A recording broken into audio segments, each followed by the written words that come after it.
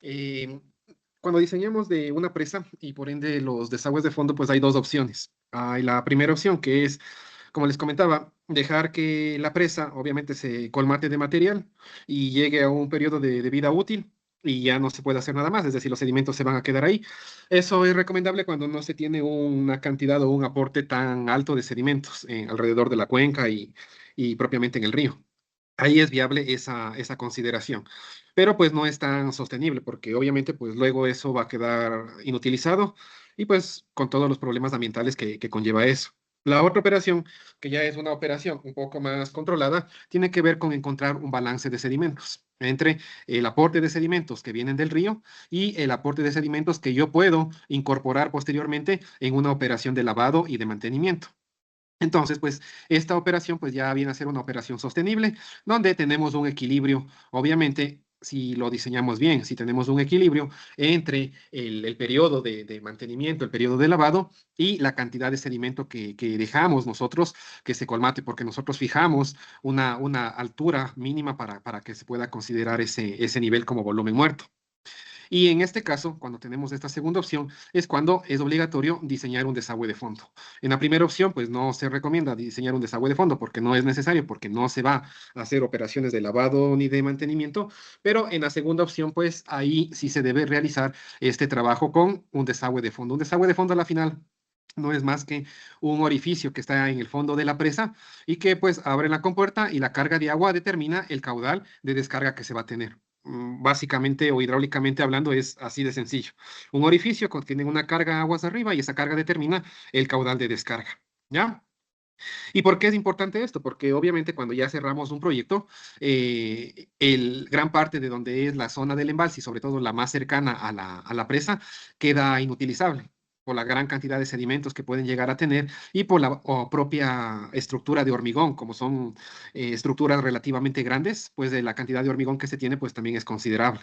Entonces, pues es un poco también pensar a futuro, cuando ya el proyecto deje de funcionar, cómo va a quedar el sitio donde se va a construir, porque obviamente ya no se puede volver a utilizar ese hormigón que ya ha cumplido su vida útil. Inge, una Sí, pregunta. ¿Y dragado mecánico, o sea, removerle mecánicamente toditos sí, sedimentos sí, también también? es una opción. También es una opción que, por ejemplo, se hace bastante en el Paute, pero el problema es el costo, en cambio, porque el dragado mecánico pues, es relativamente costoso frente a otro tipo de evacuación de sedimentos. Ese es el principal problema. De hecho, el Paute tiene justo ese problema, que es el de los sedimentos. Pero en ese caso se construyó Mazar. Entonces, Mazar, más que producir energía, es una presa para generar un embalse muy grande, o sea, tener agua y también contener los sedimentos, acumular sedimentos que no vayan a la parte del Paute. Uno de los problemas de Paute era justo los sedimentos, por eso es que siempre en las fotos clásicas de Paute van a ver que está siempre la draga ahí, alrededor cercano a la zona de la presa. Es una opción, obviamente, pero conlleva un costo y es un costo operativo relativamente alto por el combustible que utilizan los motores. A la final es una bomba. Entonces son bombas de potencias relativamente grandes y para mover esas bombas pues se necesita mucha energía y principalmente se utiliza motores a diésel. Entonces pues es una opción, pero sí tiene su costo. Se puede evaluar, pero tiene su costo como tal. En cuanto a los problemas que se pueden tener con los sedimentos, principalmente es lo que vimos, que el sedimento pase al equipo electromecánico, que pase a la parte de las turbinas, y el otro, en cambio, es la pérdida del volumen útil que tenemos en el embalse. ¿Ya? Entonces, para eso lo que nosotros debemos conocer es muy bien las características de la cuenca, delimitar correctamente nuestra cuenca, encontrar las características, un adecuado uso de suelo, en caso de que la cuenca sea un poco conflictiva, por así decirlo, iniciar con planes de reforestación, de cambio de uso de suelo, de mejorar la cobertura, para no incrementar esa capacidad de arrastre de sedimentos que obviamente van a ir al río. Entonces, generalmente se empieza calculando la capacidad o el aporte de sedimentos que vamos a tener.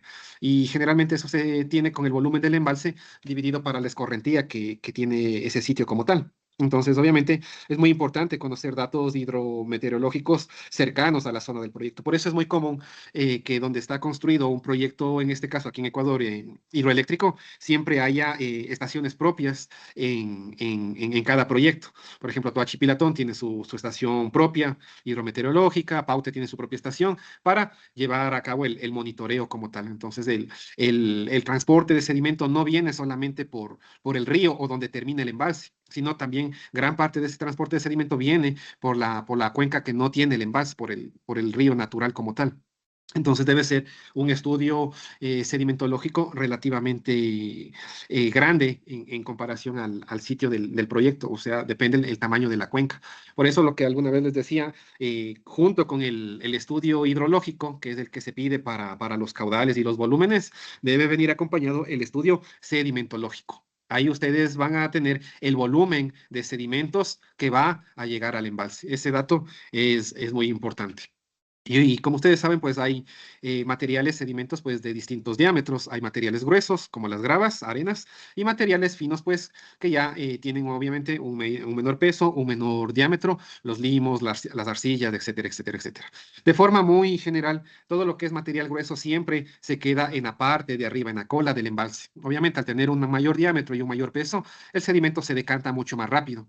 En cambio, la parte del sedimento fino viene por un efecto de suspensión en el flujo y conforme va avanzando va cayendo pero paulatinamente, entonces le toma más tiempo y por ende más distancia colmatarse completamente. Entonces en ese caso pues el sedimento fino siempre tiende a acumularse en la zona cercana de la presa como tal.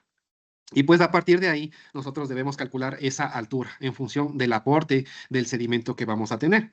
Y luego pues con eso se puede colocar ya el desagüe de fondo, la cota del desagüe de fondo.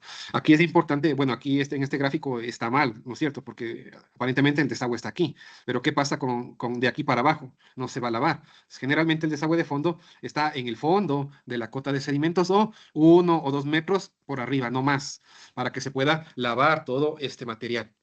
Otra de las problemáticas es que a pesar de que se tenga desagües de fondo o se tenga una buena gestión de los sedimentos, no todo el sedimento que sea susceptible de lavarse se va a lavar. ¿Por qué? Porque ya va a haber algunas zonas de sedimento que ya van a, a tener más tiempo de compactación, se van a aglutinar mejor y obviamente se van a compactar mucho mejor. Entonces, a pesar de que se haga el vaciado y el llenado y otra vez el vaciado, pues van a tener el problema de que hay zonas que por más que se haga esa operación, van a seguir estando con sedimento en esa zona. Entonces, ahí lo que se hace es una remoción del sedimento de forma mecánica, ya sea con retroexcavadoras, volquetas, etcétera, pero obviamente eso conlleva tiempo. Entonces, mientras más tiempo esté parada la central hidroeléctrica, pues es pérdida de dinero porque no hay generación de energía. Entonces, pues eso también hay que llegar un poco a un equilibrio. Una alternativa es justamente eso de las dragas. Las dragas son motores, básicamente son bombas en una barcaza que se colocan en la zona donde está colmatada de sedimentos mediante una tubería, que sería la tubería de succión y luego, pues con otra tubería, que sería la de impulsión, se las saca del embalse y se las lleva a otro sitio. Ese es un método de extracción del sedimento sin necesidad de vaciar el embalse, pero también depende el tamaño del embalse, básicamente. Otra cuestión es el tipo de bombas. Una cosa es utilizar bombas centrífugas, como las que se usan netamente para proyectos hidráulicos, es decir, únicamente agua, pero ya otra cuestión tiene que ver con el tipo de bombas para sólidos. Entonces, eso de las bombas para sólidos necesita un mecanismo mucho más complejo y son mucho más costosas porque obviamente pues el mecanismo es distinto, el mantenimiento también es distinto para poder transportar el material sólido. Por ejemplo, miren en esta fotografía. Esta es una fotografía donde se hizo el vaciado del embalse. El embalse estaba hasta esta parte de acá, hasta esta parte superior. ¿Ya? Entonces, en la parte de acá abajo estaba la presa y se hizo el vaciado del embalse. ¿Para qué? Pues obviamente para hacer la operación de limpieza. Pero ¿qué pasa? A pesar de que se ha vaciado el embalse, ¿sí? ¿Qué pasa? Se queda material en esta zona. Se queda un material, obviamente ya estabilizado, ya ese material es muy difícil ya de sacarlo y se reconfigura el vaso del embalse como tal. Entonces, pues generalmente apoyado a todo lo que es la operación de una hidroeléctrica, viene un estudio batimétrico cada cierto tiempo. para ver cómo va cambiando las secciones transversales en 6 meses, un año, 2 años, 5 años, porque obviamente no se va a mantener constante. El estudio batimétrico del año cero o del año previo al proyecto es muy distinto a las batimetrías del año 1, del año 5, del año 10, justamente por esta consolidación del material que se ha sedimentado. Entonces, depende mucho también la característica del sedimento, la capacidad de compactación, el grado de compactación, el ángulo de fricción interna, que justamente ayuda a que se deslice o no se deslice el material. Entonces vienen aquí muchos parámetros desde el punto de vista de la mecánica de suelos. Y en cambio, cuando ya el sedimento ya se consolida completamente, pues ya ahí ya no se puede hacer nada. Ahí ya esa parte se ha consolidado e incluso ya empieza a crecer vegetación y toda la parte de la flora y de la fauna. Entonces se pierde capacidad de embalse. Entonces, el volumen útil, la batimetría inicial que teníamos, cambia completamente debido a estas formaciones, a estas islas que se van formando, o ya conocido también como deltas, que no es más que acumulación de sedimento, que ya ha pasado mucho tiempo, que se ha conglomerado y que a raíz de eso, pues ya se ha desarrollado o ha reconfigurado toda la zona del embalse como tal. Otra parte importante cuando nosotros hacemos esto del estudio sedimentológico es las corrientes de turbidez. Entonces, siempre el embalse, pues obviamente sirve como un desarenador. A la final, ese también es otra de las funciones de un embalse, servir como desarenador. Entonces, miren, por ejemplo, aquí, este es el río. Entonces, como ven, el río viene cargado con sedimentos. ¿Por qué se dice eso? Pues porque obviamente el agua está con alta concentración de sedimentos por la coloración que se puede ver. Pero vean, a raíz de que ya el río entra al embalse, vean cómo se va aclarando. Es decir, las partículas se van poco a poco, miren, aquí ya cambia de color y luego pues va cambiando y ya se tiene agua relativamente clara en la zona cercana a la presa. Sin embargo, esta corriente, las corrientes de turbidez que se llaman, no son más que como líneas de corriente que son las encargadas de ir llevando o transportando el sedimento. ¿En función de qué? De las características del embalse, la geometría y de la velocidad que yo puedo llegar a tener. Eso se conoce como corrientes de turbidez. En ríos de media montaña y alta montaña, pues no es tan visible, pero en ríos de baja montaña, donde hay mucho sedimento, se puede ver la corriente de turbidez cómo va cambiando y cómo se va desplazando el sedimento a lo largo del embalse como tal. Por ejemplo, aquí tienen igual, estas son batimetrías. Entonces, ustedes tienen la zona de la presa y luego tienen cómo ha ido cambiando el fondo. Miren, el fondo original es con la línea entrecortada de color negro. Pero a raíz de distintos periodos de análisis, miren, el proyecto fue inaugurado en el 1915. Pero ya en el 99 ya cambió totalmente esa geometría. Y en el 2007, pues se mantiene ligeramente con pequeños cambios. Pero siempre hay que hacer estos estudios porque no se tiene la misma geometría inicial de los perfiles de sedimento. Y eso únicamente se lo puede determinar con batimetrías.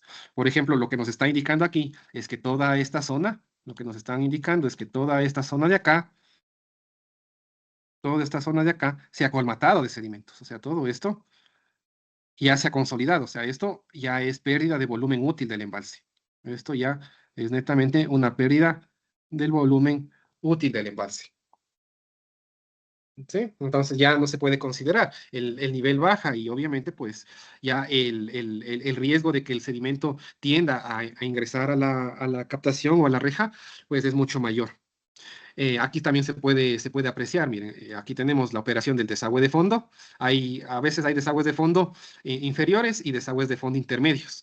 Y también la descarga del vertedero de excesos. Entonces, miren cómo el desagüe de fondo intermedio tiene una coloración mucho más oscura, más café, porque obviamente tiene más cantidad de sedimentos. En cambio, la parte superior es agua clara y aquí se ve claramente el color blanquecino típico de un flujo multifase, de un flujo de agua y de aire. Entonces, pues, también se puede hacer operaciones conjuntas. Cuando no da la capacidad del embalse, pues se abre con puertas tanto de vertederos y tanto de desagües. Pero eso ya es específicamente en operaciones muy puntuales de emergencia como tal. Y otro de los problemas, como les decía, es que cuando nosotros tenemos aquí la presa y aquí tenemos nuestro desagüe de fondo, abrimos la compuerta y una parte del sedimento se va con el flujo en el vaciado, pero otra parte queda todavía ahí consolidada. O sea, como que no se hubiera abierto la compuerta. Se baja el nivel del embalse, pero el sedimento se queda ahí y me genera un cono. Me queda un cono de socavación del sedimento, pero a partir o externo a ese cono, el sedimento continúa ahí consolidado como tal. Esto se da específicamente cuando se tiene materiales muy compactos, que se compactan fácilmente y ya luego es difícil removerlos. Miren, por ejemplo, aquí. Sí, ahí está ya la parte de las compuertas que se abren y vean cómo se forma aquí el cono. O sea, todo lo cercano a la compuerta se lava, pero el resto, de ahí para afuera, se queda completamente consolidado y ya es muy difícil de removerlo. Ahí toca obligatoriamente con equipo electromecánico. Lo mismo aquí, miren, aquí tienen una presa, aquí arriba están los vertederos de excesos, aquí están las pilas intermedias, ¿no es cierto? ¿Y qué se ha hecho? Se ha hecho el vaciado del embalse. Ya, se vacía el embalse, pero mire, igual queda mucho sedimento aún en el embalse como tal dentro. Entonces, pues toca hacer una remoción mecánica como tal. Pero obviamente eso ya depende de las características del proyecto. Como les digo, el proyecto no puede estar muy cerrado mucho tiempo porque obviamente es potencia que no se genera. Este es el embalse original, miren. Obviamente aquí está de todo, si ven, hasta está una llanta, plantas, árboles, todo por ese embalse. Y los embalses son así. Depende mucho las características del río, lo que venga del río. A la cuenta, el río carga con todo, porque obviamente nuestras ciudades descargan todo a la parte de los ríos. Entonces cargan con materia orgánica, cargan con metales pesados, cargan con arsénico, cargan con detergentes, con ácidos, etcétera, etcétera, etcétera. Entonces, pues todo eso también va a parar a los embalses. Entonces, pues obviamente si el río también viene con basura, el embalse también va a tener basura. Entonces, todo eso se va consolidando en el aguas arriba de la presa. Entonces, pues ya es un poco más complejo como tal. Al efecto o a la acción de vaciar el embalse, se conoce con el nombre de flushing o simplemente el lavado de sedimentos. Entonces, últimamente, pues está de moda también lo que es el flushing, debido a que muchas presas, sobre todo en Estados Unidos, en China y en España, pues ya están llegando a los 80, 100 años de vida útil. Entonces, pues, al tener una vida de útil muy prolongada, ya esos tipos de sedimentos ya están muy consolidados. Entonces, pues ya la necesidad de recuperar la capacidad de embalse original, pues obviamente es imperativa. Entonces, pues el flushing es una opción que funciona bastante bien, pero hay que conocer y saber el tipo de sedimento con el que vamos a trabajar. Miren, aquí está otra presa, aquí están los vertederos de excesos, hay tres vanos y aquí está un desagüe de fondo. Este es el desagüe de fondo. Es un orificio, simplemente se eleva la compuerta y el agua viene y sale por la parte más baja. En este caso, como la presa es pequeña, la compuerta es plana, pero generalmente en proyectos grandes o medianos se recomienda siempre con puertas radiales, o sea, con puertas curvas, para evitar que se atasquen o se deformen. La mejor geometría para soportar presiones es siempre la geometría curva, como un arco. Entonces, pues, en este caso no hay mucha carga de agua, entonces se puede poner una compuerta plana, pero esas se traban mucho. Entonces, miren, se vacía el embalse, pero vean, queda mucho sedimento aún, aguas arriba como tal. Entonces, el flushing obviamente nos ayuda, pero no es la solución a todo el problema que tenemos de los sedimentos. Entonces, por eso es muy importante también tener un buen estudio sedimentológico del río, saber cuánto realmente es el volumen de aporte anual de sedimentos. Ese valor es muy importante. Obviamente, para encontrar ese valor, me imagino eso lo vieron en transporte de sedimentos, pues ahí se calcula todo eso. Ahí se calcula el volumen de aporte de las cuencas y el del río, por ejemplo, a un proyecto hidroeléctrico. Pues con ese dato del volumen de aporte de sedimento, nosotros calculamos la parte de la altura posible a sedimentar. En este caso, pues ya el sedimento también lo han dejado acumular mucho. Obviamente se define un nivel de sedimento y cuando ya el sedimento alcance ese nivel, automáticamente se debe abrir las compuertas para limpiar. No se puede dejar que se acumule tanto material por encima de esa cota, porque luego ya es complicado esa operación y ese mantenimiento. Mire, este es el mismo caso. Aquí tienen la presa, pero ¿qué pasa? Aquí está la toma, la rejilla de toma. Entonces, vean, la toma prácticamente está ya todo esto era, era una sección. Entonces, todo esto está colmatado, mire. Entonces, la toma obviamente estaba elevada respecto al fondo del río, pero ahora ya casi la toma está al nivel del fondo. ¿Por qué? Porque todo este material se ha ido acolmatando con el tiempo. Entonces, acá, en lugar de estar captando agua con una baja concentración de sedimentos, estoy captando sedimento. Y luego viene el problema de los daños a las partes mecánicas. Entonces, en este diseño, por ejemplo, no se consideró la parte del estudio sedimentológico y se puso la boca toma por poner. Entonces, es importante. Incluso ahora ya hay modelos computacionales para calcular eso. Una cosa es calcular el nivel, la otra se puede determinar cómo se va a acumular el sedimento y cómo se va a lavar también el sedimento. Eso se lo hace con modelos bidimensionales que tengan las ecuaciones de advección para transporte en suspensión y las ecuaciones de Meyer-Peter-Müller o las de Van Ryck para transporte de fondo. Y se puede evaluar cómo se va a acumular o a erosionar ese sedimento aguas arriba del embalse. La otra también es pedir que en un modelo físico, en un estudio de modelo experimental, se considere el lavado del embalse, al menos de manera cualitativa, más que cuantitativa como tal. O ya de por sí programas ya de dinámica de fluidos computacional tridimensional como Flow 3D, para un poco ver cómo se va a acumular el sedimento y cómo se va a vaciar, etcétera, etcétera, etcétera. Entonces aquí ya no, por más que se llene y se vuelva a vaciar, y este sedimento ya va a quedar ahí. Entonces, pues ahí lo que hay que hacer es limpieza ya con, como les digo, limpiezas con retroexcavadoras, volquetas, etcétera, etcétera, etcétera. Obviamente una limpieza mecánica, pero eso es tiempo. Y mientras esto esté cerrado, menos potencia se va a generar. Entonces, cuando hablamos de sedimentos, estamos hablando desde, o podemos trabajar desde tres aristas. La primera es reducir los sedimentos de aporte que vienen en el río. Y esto básicamente se lo puede controlar mediante el control de la erosión del suelo. ¿Sí? Lo que les había comentado. ¿Cómo se hace eso? Con planes de mitigación, con planes de reforestación, de revegetación. Se debe colocar bosques, se puede colocar fincas ecológicas, rangelands, sitios de desarrollo urbano que ya estén consolidados, pues se los debe delimitar, se puede controlar la erosión del cauce, ¿no es cierto? Controlando justamente con pequeños diques, con muros de escolleras, con enrocados, con ese tipo de cuestiones. Entonces, la primera, reducir la producción de sedimentos. Si yo ya sé que tengo una zona problemática con deforestación, etcétera, yo tengo que trabajar en reforestar esa zona, en trabajar en esa zona, en cambiar el uso de suelo de esa zona. Si yo tengo un problema de erosión de los márgenes, yo tengo que proteger esos márgenes. La otra es ir atrapando los sedimentos aguas arriba, ¿sí? Mediante pequeños embalses. Es el caso del Paute. El Paute por sí solo tiene todas las características para generar la mayor cantidad de energía, pero necesita agua y control de sedimentos. ¿Y quién hace ese trabajo? Eso no lo hace Paute. Quien le proporciona el agua para que Paute funcione es Mazar, que tiene el embalse más grande.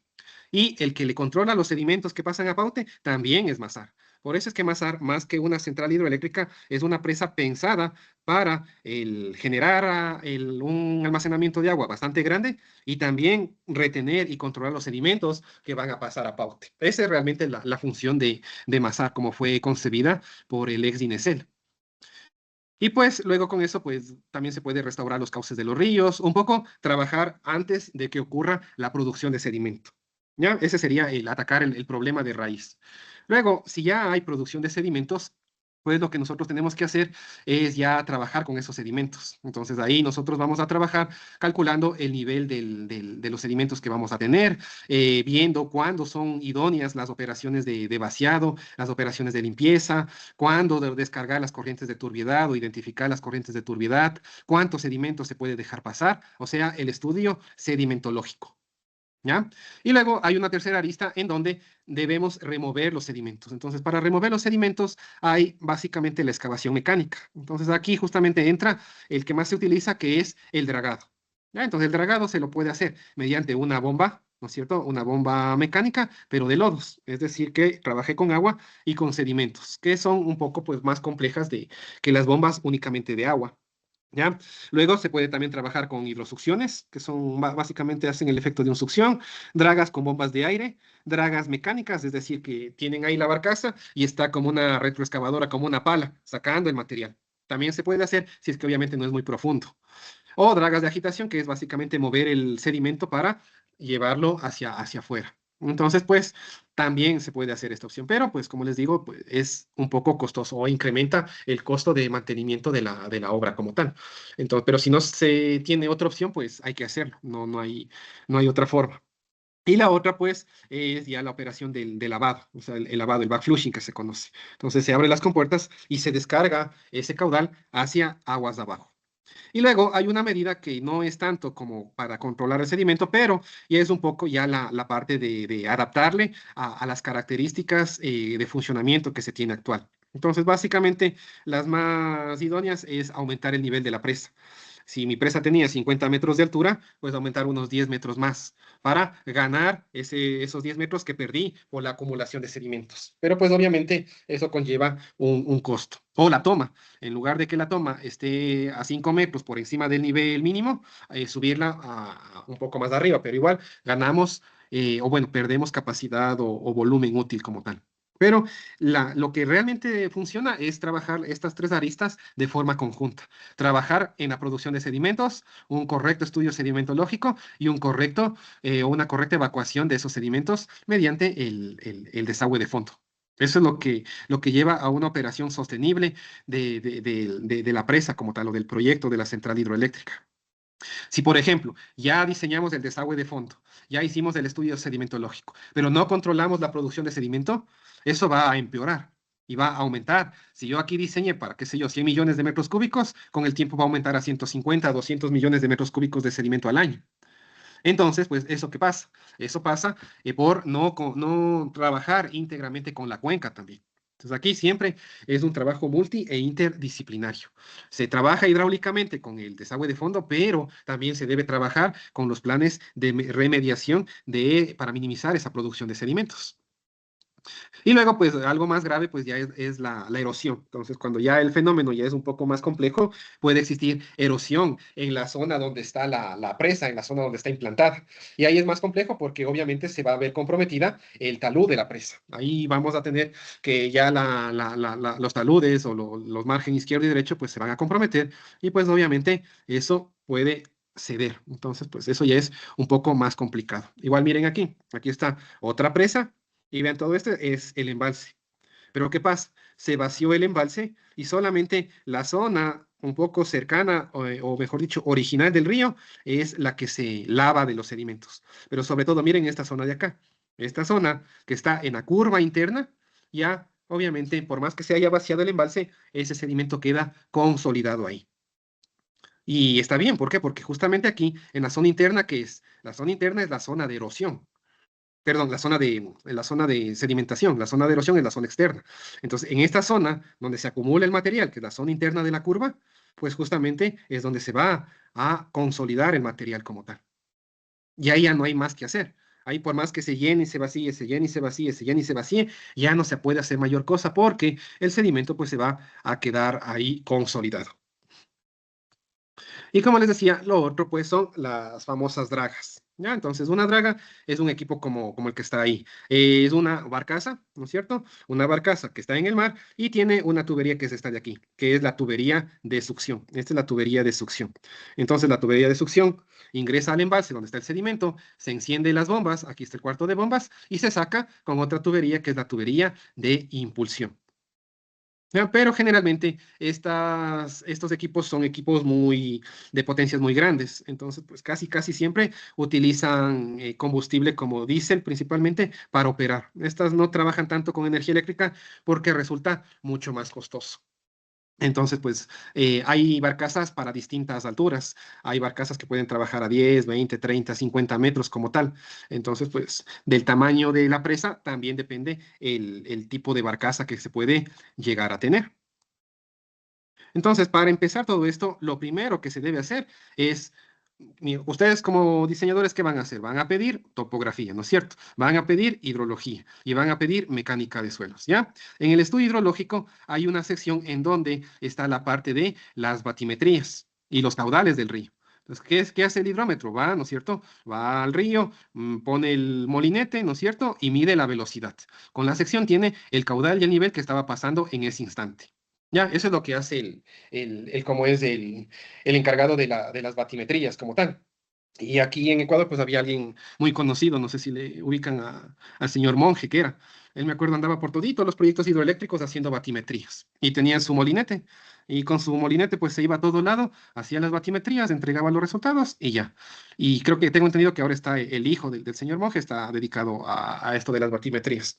Entonces piden ustedes la batimetría, pero también deben pedir la concentración de sedimentos que tienen en el río. Entonces ahí se toma una muestra, se lo manda al laboratorio y se puede medir esa concentración de sedimentos. Y no solamente en una hora puntual, sino a distintas horas del día. Miren, por ejemplo, este es el mismo río, a las 10 de la mañana el agua está relativamente clara, pero el mismo río y en la tarde, mediante una crecida, porque el río obviamente ha crecido, pues ya viene con otra carga de sedimentos. Entonces, obviamente, esos son parámetros variables que nosotros tenemos. ¿De qué depende? Pues obviamente del caudal de crecida que esté circulando. Entonces, no es lo mismo tomar la muestra a las 10 de la mañana en ese río que tomar la muestra a las 5 de la tarde en el mismo río como tal. Va a cambiar la concentración de sedimentos. Y obviamente, si cambia eso, va a cambiar la estimación de sedimentos que vamos a tener. Y este es un poco los ejemplos que ya vimos ayer. La parte del Pilatón, la parte del Manduriaco también. Vean, todo esto ya es sedimento, miren. Toda esta montaña de aquí ya es sedimento que se ha consolidado. Ya, esto se entiende que es el margen, ¿no es cierto? Pero ya esta parte de acá ya es sedimento que se ha consolidado y que obviamente pues debe ser removido con accionamiento mecánico. Como les decía, esta cuenca es muy problemática. ¿Por qué? Porque aparte de que tienen mucha cantidad de sedimentos en el río propiamente, porque viene todo el agua contaminada de Quito, aparte la cuenca mismo en sí aporta con mucha cantidad de sedimentos al río Guayabamba, naturalmente. Entonces, pues sumado los dos problemas, si ustedes colocan una presa aquí, pues van a complicar completamente todo eso. ¿Por qué? Porque la presa va a empezar a retener todo ese sedimento aguas de arriba. Por eso lo que yo les decía, que aquí había 10 proyectos en cascada. Entonces, el primerito era en Calderón y el último era en Manduriaco. Y los 10 transcurrían con todo el río Guayabamba, desde la salida de Quito hasta abajo, ya para llegar al río Esmeraldas. Y justamente la presa de Calderón era la encargada de retener los sedimentos, hacía las veces del Mazar, que es ahora. Pero ¿qué pasó? Pues se construyó la última y no se construyó ninguna más. Y pues ahí tienen los problemas de sedimentos, básicamente. Y pues el problema del desarenador de fondo, que se levantaron las losas por hacer los vaciados más recurrentes. El down que se llama. El drop down es vaciar y llenar. Entonces, este drop down no puede ser muy rápido. Generalmente se recomienda más o menos entre 1 y 3 metros por día de vaciado. Por día. Ese es drop down. Es la velocidad de vaciado.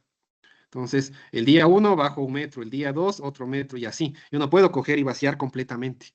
¿Por qué? Porque obviamente se va a producir este daño. Pero si tengo mucho sedimento y tengo el riesgo de que entre eso a las turbinas o ya de por sí de cerrar completamente la generación en este proyecto, pues obviamente voy a abrir toda la compuerta para vaciar completamente. Pero ahí viene el problema que ya analizamos ayer.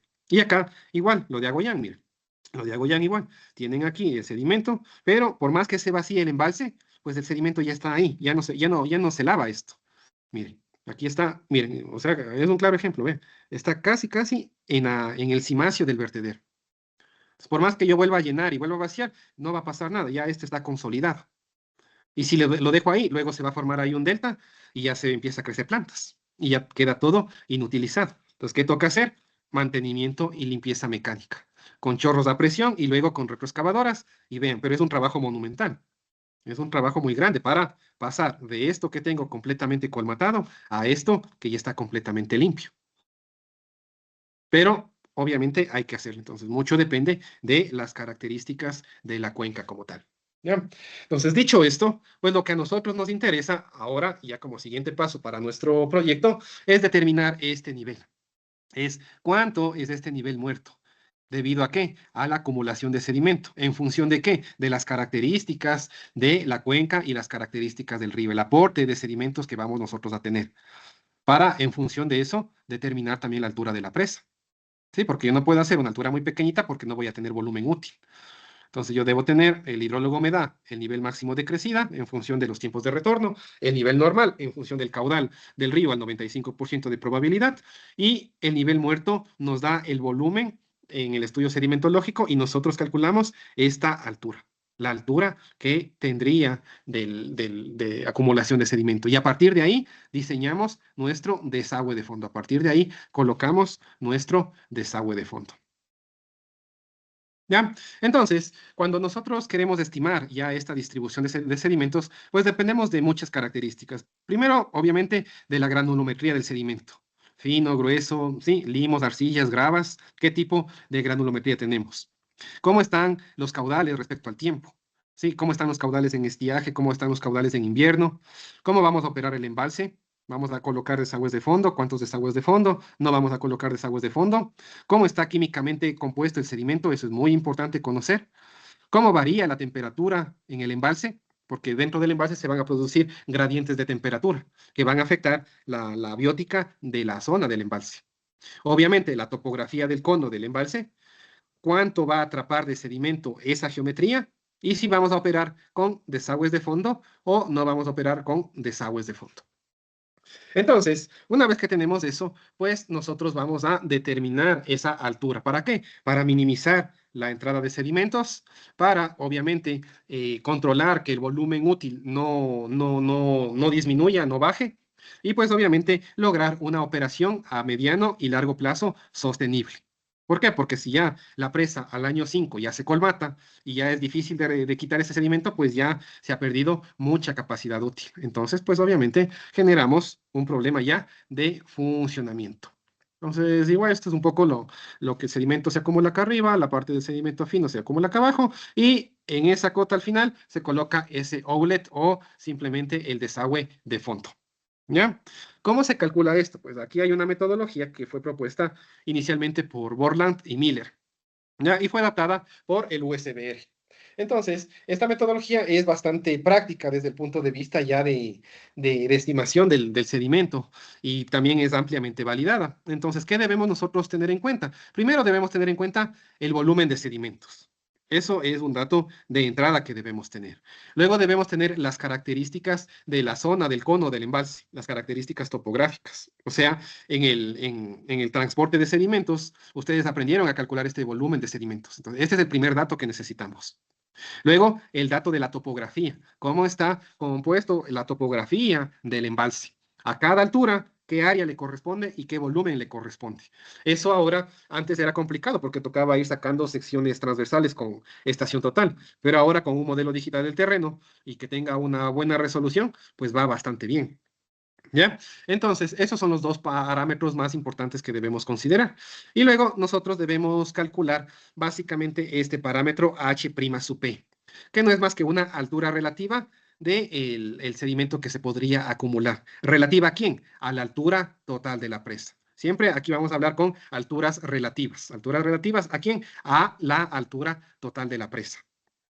Entonces, simplemente este HP es igual al volumen total de sedimentos, que es el S, menos la parte del volumen que yo tengo a una determinada altura, el volumen del embalse, dividido para la altura total de la presa, multiplicado por el área a esa altura. O sea, yo, por ejemplo, aquí miren, aquí tengo una altura Y. Esta altura Y tiene un área y un volumen. Luego, una altura mucho mayor tiene su área y su volumen. Una altura mayor, su área y su volumen. Esto quiere decir B sub y A sub Y. El volumen a una altura determinada y el área a una altura determinada.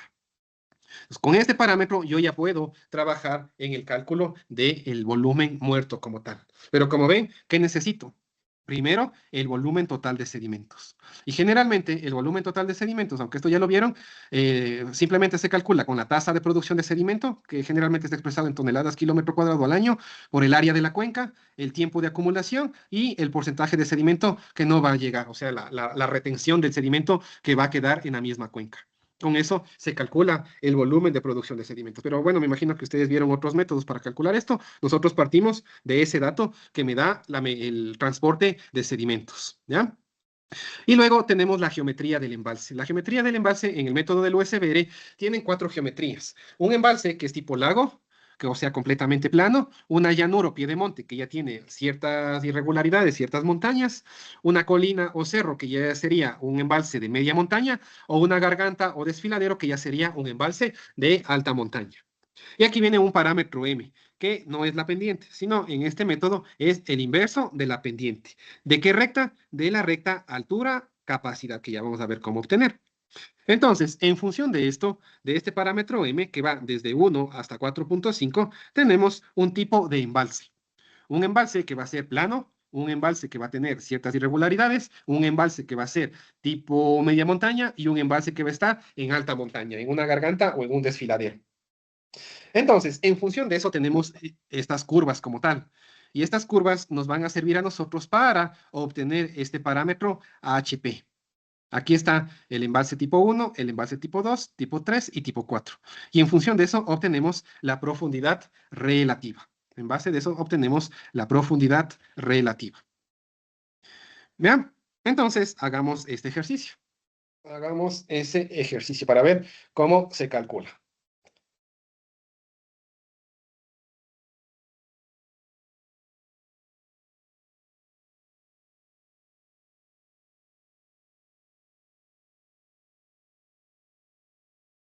¿Alguien creo que entró a la sala o no? ¿No? Ya. Hagamos este ejercicio. Voy a traer un poco de agua más.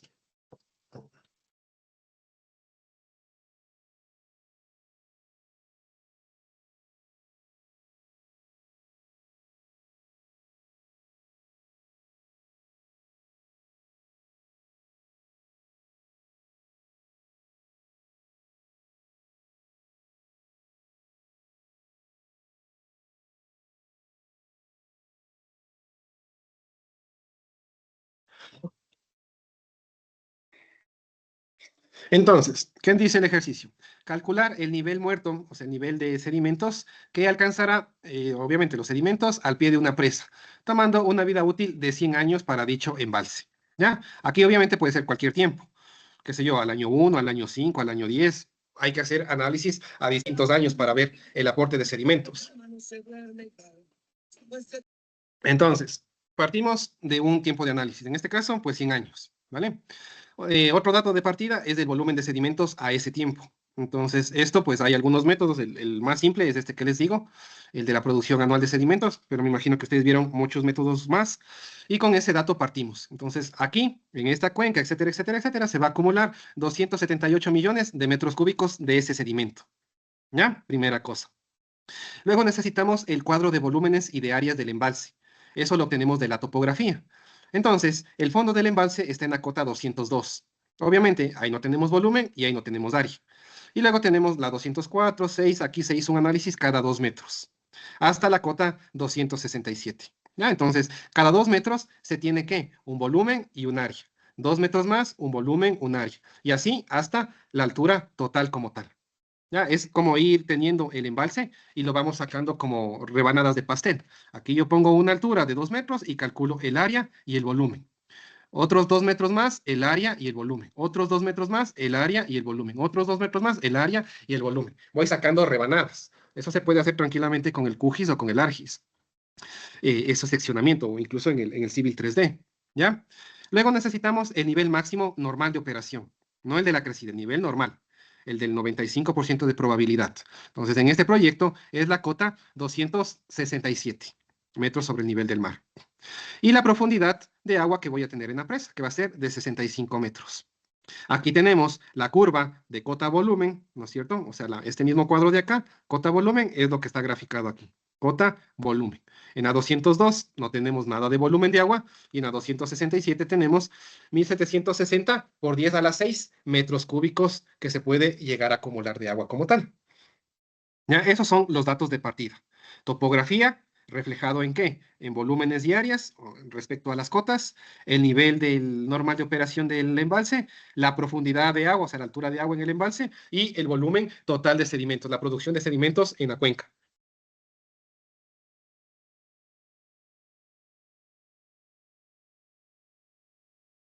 Listo, entonces, ¿qué hemos hecho? Pues sí, la cota es la 202, la cota del fondo del río es la 202, más una cota, una altura de agua de 65, yo voy a tener un embalse de hasta la cota 267. Entonces, este 267 no es más que el fondo 202 más la altura de agua 65.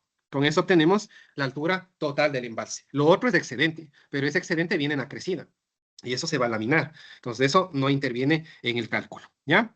Estos son los datos de inicio, los datos de partida. Luego, ¿qué hacemos? Vamos a hacer esta tabla de acá, que es la tabla del USBR. Entonces, primero, ¿qué tenemos? Tenemos la cota, luego tenemos el volumen y luego tenemos el área, los mismos datos como tal. Pero ahora ya no vamos a utilizar los 65 metros de altura. ¿Por qué? Porque de estos 65 metros, ¿qué tenemos? Tenemos que fijar una altura de volumen muerto de los sedimentos. Obviamente no va a ser los 65. Entonces, tenemos que encontrar ese nivel. Esa es la incógnita. Pero como todavía no sabemos ese nivel, entonces un poco es estimar ese valor. Generalmente se puede estimar como la tercera parte, aproximadamente, de forma muy general como primer dato, es una tercera parte como tal. Entonces, pues en este caso, nosotros tenemos 65 metros, ¿no es cierto? Y vamos a estimar que tenemos o que el sedimento se va a acumular hasta los 24 metros, ¿ya? Los 24 metros de altura de sedimento. Eso es lo que tentativamente se va a acumular. Por regla general, pues a más o menos son la tercera parte. Sí, la tercera parte de 65, pues más o menos 21, 22 más o menos nos debe dar. Entonces, en este caso, pues fijamos 24, ¿ya? Entonces, el análisis de la sedimentación lo vamos a hacer desde la 202 más los 24 metros que me va a dar la 226.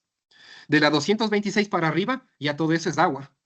Ya ahí ya no tenemos nada que hacer. Eso es volumen útil. Ahorita solamente vamos a calcular el volumen muerto de sedimentos como tal. Fijamos una tercera parte de la altura total y en ese valor hacemos el análisis. En este caso, de 202 a 226. ¿Ya? Una vez que tenemos eso, de la tabla que teníamos inicialmente, vamos a restringir. Ahora vamos a tomar de la 202 a únicamente la 226. Vamos a tener de la 202 hasta la 226. Esta va a ser nuestra zona de análisis. Esto va a ser nuestra zona de análisis. ¿Ya? Entonces, estos datos los volvemos a poner acá. El volumen y la parte del área. El volumen y el área. De la 202 a la 226. ¿Ya? Y ahora sí vamos a empezar con el cálculo. Lo primero que se debe calcular es la profundidad relativa, que se conoce con el símbolo de P. ¿Cómo se calcula la profundidad relativa? Todo lo que vean aquí que diga relativo es respecto a algo. Y ese algo es la altura total de agua de la presa. ¿Ya? Entonces, ¿relativa a qué? A la altura que nosotros vamos a tener. Entonces, cuando me dicen aquí profundidad relativa, es este P. Entonces, ¿cómo se calcula el P? Vamos con la primera celda, la de acá. 204, cota final, menos cota inicial, dividido para 65. Es decir, la altura pequeñita para la altura total. Esa es la profundidad relativa. La otra, esta de aquí, ¿cuánto será? 206 menos 204 para 65. Y así sucesivamente hasta la última, esta de 0,37. ¿Cuánto será? 226 menos 224 para 65. Vamos calculando esos valores. Obviamente, pues aquí está limitado los decimales, pero se tiene muchos más decimales.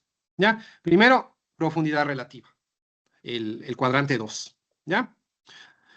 Siguiente, el 3, volúmenes del embalse para cada cota. Es el volumen que teníamos aquí, pero ya directamente, ya sin el por 10 a la 6, sino ya el valor exacto. Aquí teníamos 0,10 por 10 a la 6, aquí lo transformamos y me queda 100.000 metros cúbicos, 200.000 metros cúbicos. Simplemente es quitado el por 10 a la 6. Hay que trabajar ya con metros cúbicos como tal. ¿Ya? Y el área, la columna 4, en cambio, en lugar de tener hectáreas, lo vamos a transformar a metros cuadrados.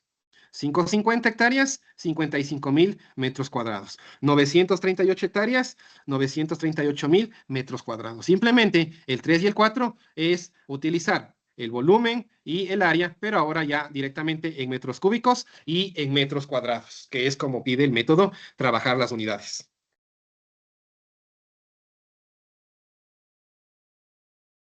Una vez que tenemos eso, ahora sí vamos a calcular el HP. Entonces, si ustedes recuerdan, la fórmula era el HP es igual ¿a qué? A este S menos el B en función de Y dividido para el H, que es la altura, por el A en función de Y. Recuerden, este HP no es más que una altura relativa, ¿sí? Representa la altura del sedimento acumulado en el pie, pero respecto a la totalidad del embalse, a la altura total del embalse. Esa es la profundidad relativa, ¿sí? Profundidad relativa es una altura de sedimento acumulada al pie de la presa respecto a la altura total. Ese es el HP. Entonces, para el HP yo debo tener el S, el BY, el H y el AY. Con esto calculo el HP. Entonces, vamos a la tablita de acá y vamos a calcular. Primero calculamos el S menos BY. El S menos BY. ¿El S qué es? El S será este parámetro de acá, el volumen total de sedimentos. Este parámetro es el S, el volumen total de sedimentos, que me da el estudio de transporte de sedimentos. Ya, ese es el S, el volumen total de sedimentos al tiempo de análisis, que puede ser 1 año, 10 años, 20 años, 100 años. este proyecto era para no trabajar con desagüe de fondo. Era simplemente dejar acolmatar 100 años y ya está. Este no era, pero si es con desagüe de fondo, pues yo tengo que disminuir esos tiempos de análisis. 6 meses, un año, etcétera, etcétera, etcétera. Ya, entonces, la columna 5 será los 278 millones de metros cúbicos, ¿no es cierto? Que es el S, menos el volumen que nosotros tenemos a esta cota. Entonces, a esta cota, que es la 202, no tengo volumen, entonces es 278 millones menos 0. La siguiente, 278 millones menos estos 100.000 metros cúbicos. Y voy aumentando el avance hasta llegar a la cota final. Sí, simplemente es el S menos los valores de la columna 3 ya en metros cúbicos, para tener concordancia con las unidades. ¿Ya? Y tengo ya el denominador. Perdón, el numerador. ¿Ya? Y luego calculamos ya el parámetro H, que no es más que la altura total de 65 metros por el área a esa altura, el área sub Y. Es decir, el H es 65 metros, ¿no es cierto? Multiplicado por la columna 4, que ya está el área en metros cuadrados. Y tengo H por A sub Y. El A sub Y es el área a cada una de las alturas. 204, 206, 208, esas son alturas relativas. Y luego, simplemente, con esto calculamos ya el HP en esta columna 7. ¿A qué es igual el HP? A la columna 5, S menos B, dividido para la columna 6, H por A. Y tenemos el H' P. Y tenemos esta altura de sedimentos que se va a acumular al pie de la presa relativa a la altura total. Entonces, vean, si yo ya voy aquí tengo hasta la 226, pero si yo tengo a la 228, esto va a bajar quizás a 0,2. Si yo voy a la 230, esto va a bajar a 0,1. Y si yo ya voy quizás a la 240, esto ya no va a colmatarse de sedimento. Entonces, por eso es un poco la regla de estimar. Ahora, obviamente no es que vamos a colmatarnos a la 226. Ahorita solo estimamos a 24 metros de colmatación. Pero ya vamos a calcular. Primero calculamos este H sub P. Este parámetro. Este es el primer parámetro importante. ¿Ya? Una vez que tenemos calculado este parámetro, ¿ya? Vamos a tener dos columnas importantes. La número 7, que es el H' P, y la profundidad relativa, que es el P, la 2. ¿Ya? Pues vamos a utilizar esta columna y esta columna. Pero por lo pronto lo dejamos ahí. Entonces vamos a trabajar posteriormente con la columna 2 y con la columna 7.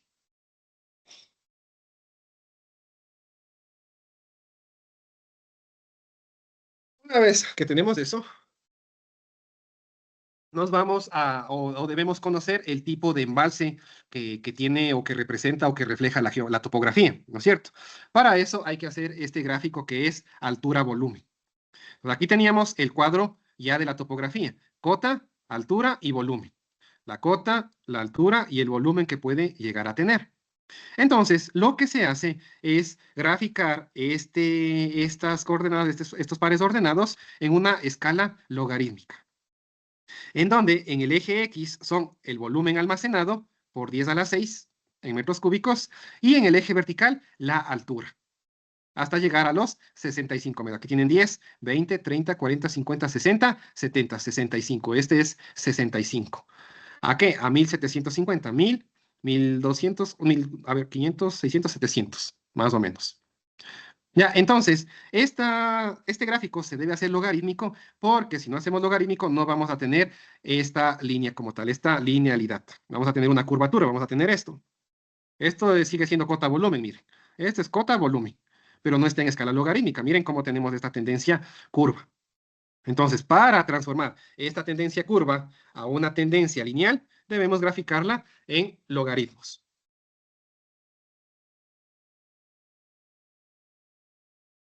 ¿Ya? Y una vez que tenemos eso, pues aplicamos la fórmula de toda la vida de la pendiente. ¿A qué es igual la pendiente? Obviamente, a la altura dividido para la base. Pero como el m es el inverso de la pendiente, va a ser la base para la altura únicamente. Y medimos cuánto mide acá y cuánto mide acá.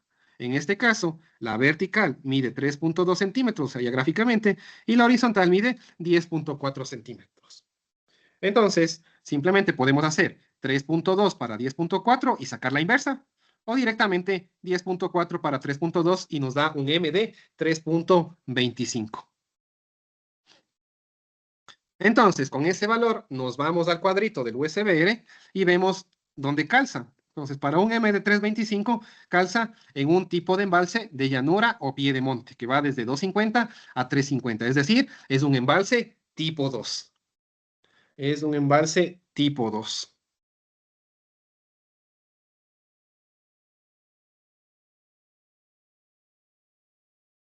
Y ya, una vez que ya conocemos el embalse, pues vamos a aislar esta curva. Recuerden que aquí teníamos las cuatro curvas, la curva 1, 2, 3 y 4. Entonces, vamos a aislar solamente o vamos a trabajar únicamente con la curva tipo 2, que es el embalse que le corresponde. ¿Ya? Y vamos a generar esta curva. Vamos a generar esta curva de acá. Esta curva viene del gráfico de la izquierda. Se puede trabajar aquí mismo, en el mismo papel. Y luego vamos a generar otra curva graficando las columnas 7 versus la columna 2. La 2 que era el P, la profundidad relativa. Y el Y era el HP. Y acá era el HP. Entonces, esto lo calculamos en el cuadro. La 2 era el P, esto va en el eje X, y en el eje Y va la columna 7, el H''P. Y grafico estos valores. ¿Con qué? Con el embalse tipo 2. Una vez que tenemos esto, estas líneas se van a intersecar en un punto. Y en ese punto de intersección vamos a obtener la profundidad relativa final, que es, en este caso, 0,2, 0,5, 0,3, aproximadamente 0.281. 0.281.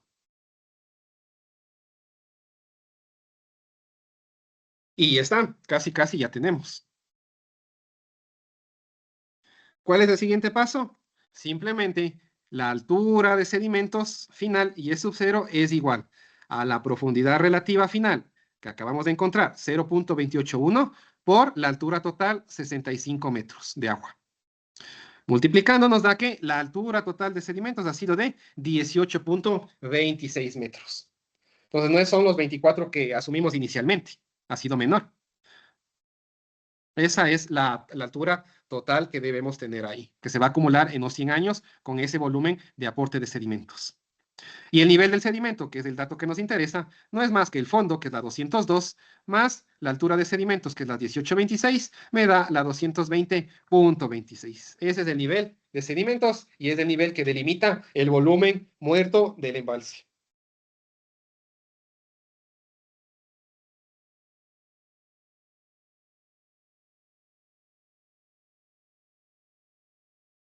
Y ya está.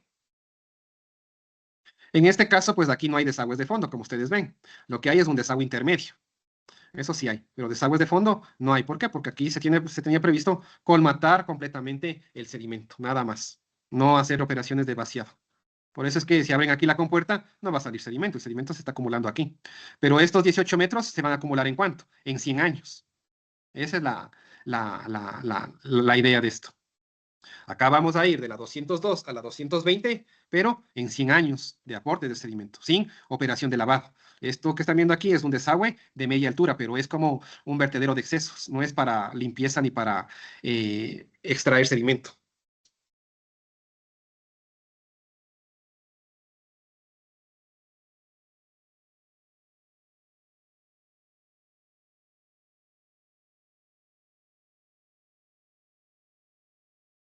Y está.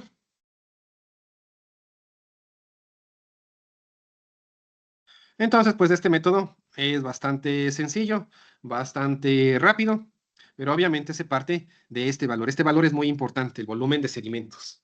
Ese, obviamente, si eso está mal, obviamente el nivel del embalse de colmatación de sedimento va a estar mal. Entonces, ese es el valor más importante. Y con esto, con este dato, ya podemos entrar a diseñar el desagüe de fondo.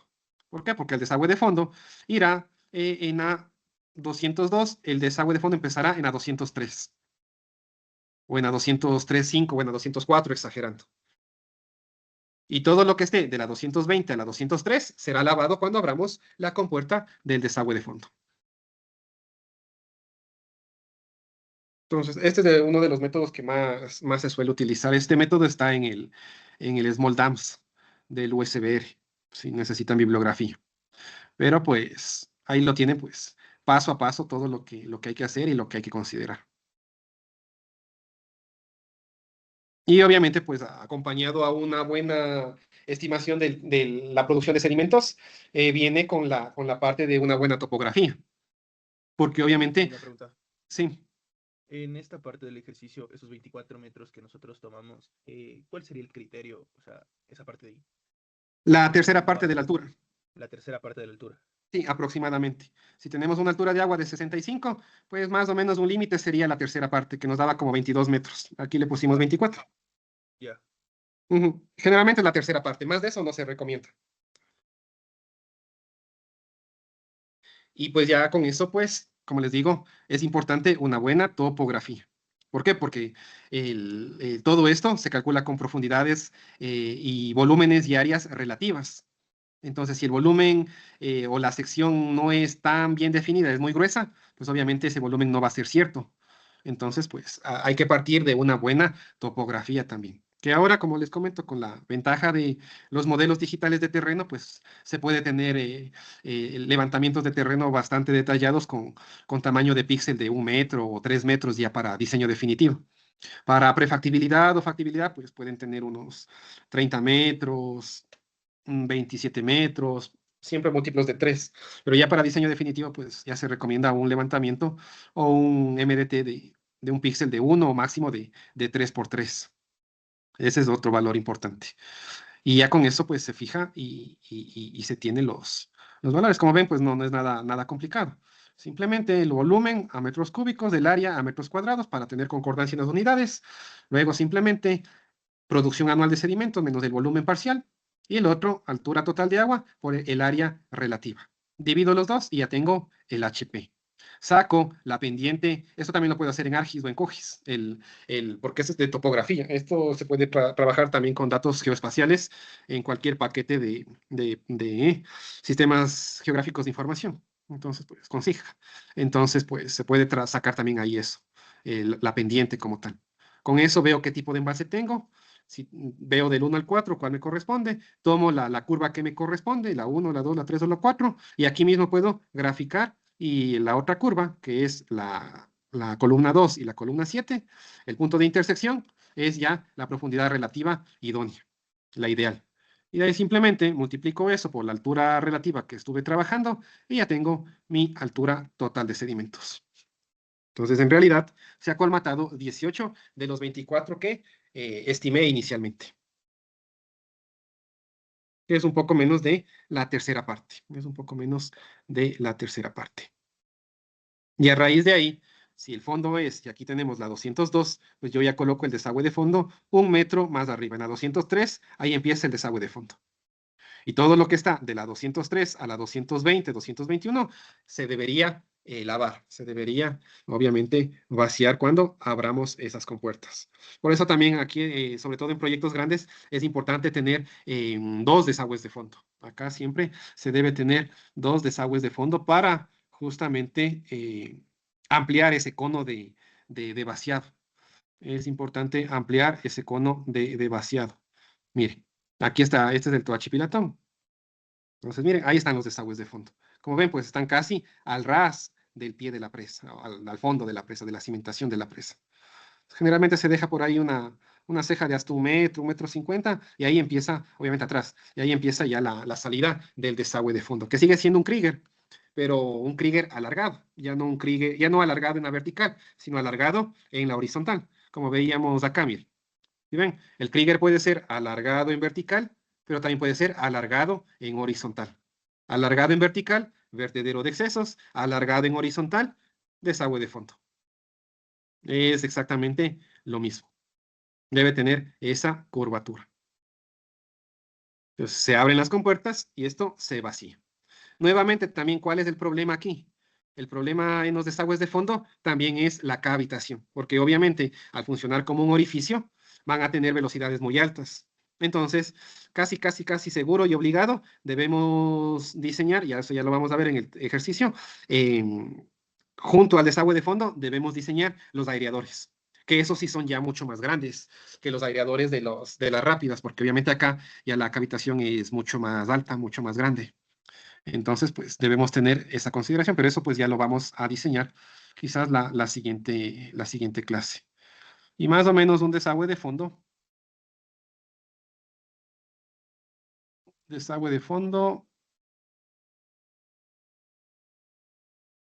trabaja así. ¿Ya? Ese es el desagüe de fondo. ¿Sí ven? Obviamente todo el impacto sigue soportando el cuenco de disipación de energía. Miren. Entonces también es una operación relativamente violenta por la velocidad del agua hasta que se llega al vacío. Miren. Incluso acá llega a sumergir, vean, o sea, la cota llega hasta los vertederos de excesos, los deflectores. Miren, ahí está saliendo el agua. Ese es el diseño original. Este es diseño original, miren. Entonces son chorros que igual que salen proyectados, pero que obviamente pues gran parte de la disipación se da en el impacto del cuenco de disipación de energía. Y todo se controla por la macroturbulencia, o sea, todo eso absorbe el cuenco de disipación como tal.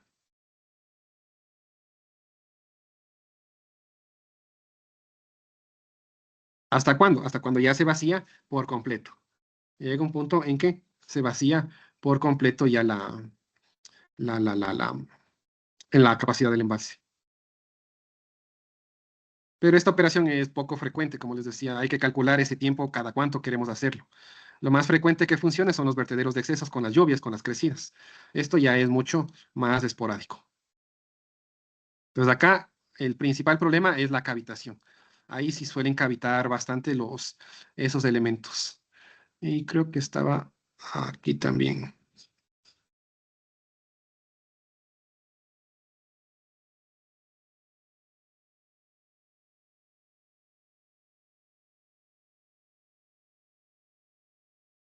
Y miren, ahí está ya el diseño definitivo. Los vertederos de excesos de arriba con sus deflectores y acá abajo, miren, estos son los desagües de fondo.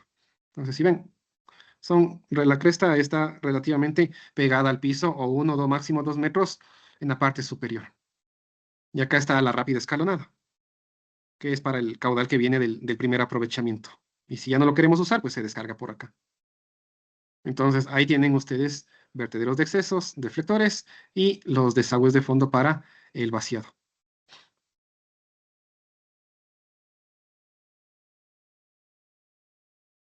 Ahí están los vertederos de excesos. ¿Sí ven? Es obviamente un salto mucho más grande. Y luego queda la fosa de socavación. Entonces, eso también nos falta calcular. ¿Cuánto se va a socavar?